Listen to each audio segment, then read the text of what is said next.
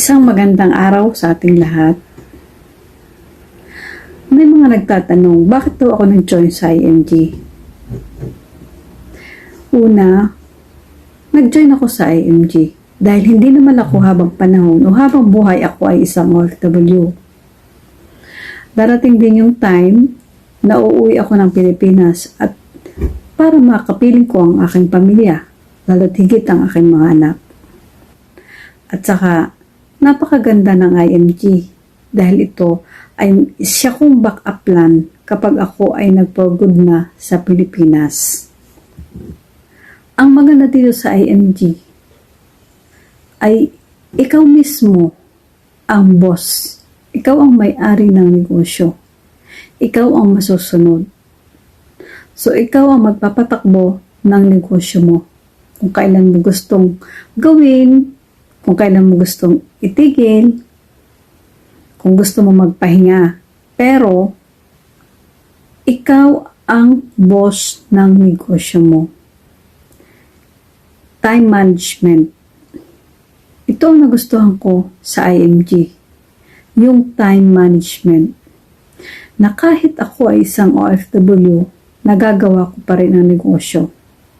Ginagawa ko ang IMG sa ngayon as a part-time or extra income dahil ako ay isang OFW. Pero alam ko darating ang time na magpo-full-time din ako kapag ako ay nag-for good na sa Pilipinas.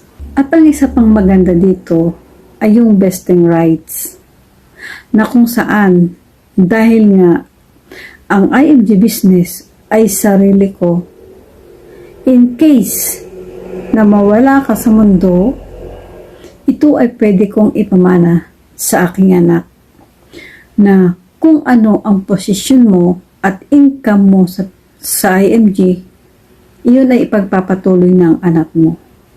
Kaya ito ang napakaganda sa IMG business. At isa ring maganda dito ay walang boss, walang kota. Dahil nga sarili ko ang business, ako ang boss. Walang magbibigay sa akin ng kota. Walang mag-uutos sa akin kung anong gagawin. Kung gusto kong kamita, kikilos ako. Kung gusto kong mag-relax, pwede rin. So it means ang lahat ay nakadepende sa akin dahil ako mismo ang may-ari ng business ko. Kaya nga tinawag siyang ownership. At ang maganda pa, no demotion. Ay sino magdi-demote sa akin? Ay sarili ko nga ang business. Ako ang boss. Let's say, CEO ako. So, yung posisyon na CEO is permanent. Kahit pa umabot ng 10 years na hindi ako mag-workout o magpakita sa opisina ng IMG, hindi mawawala yung pagiging CEO. At kahit wala akong production, CEO pa rin ako. At meron pa rin akong passive income dito sa IMG. Wala akong boss, permanent pa rin ang aking posisyon. Pwera na lang kung lumabag ako sapat sa rules ng IMG o ng International Marketing Group. So, di ba ang laki ng pagkakaiba? Hindi gaya ng isa kang empleyado na kung ikaw ay mamatay o mag-resign, so papalitan ka lang ng ibang empleyado.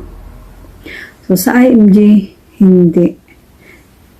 Permanent ang posisyon mo dito sa IMG at meron ka ring passive income. At ang maganda dito, system driven. Marami pang reason kung bakit nasabi ko na maganda ang system ng IMG. At syempre, sa IMG, huwag ka lang mag-quit. Yayaman ka dito. Compounded ang income. Pwede ka ma-promote at maging successful. Sa IMG, tutulong ka lang. Mag-share ka lang. Para makatulong